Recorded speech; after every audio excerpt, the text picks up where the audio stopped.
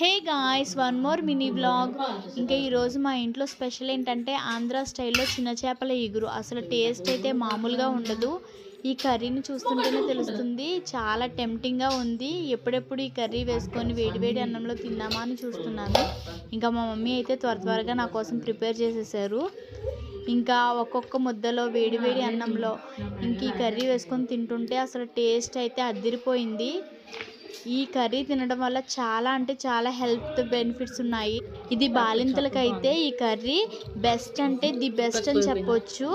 ఇది బాలింతలకి పాలు ఉత్పత్తి తక్కువగా ఉన్న వాళ్ళకి ఈ కర్రీ వేసుకొని తింటే పాలు త్వరగా పడతాయని పెద్దవాళ్ళు చెప్తూ ఉంటారు.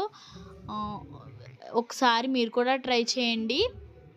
చాలా అంటే చాలా యూజ్ అవుతుంది.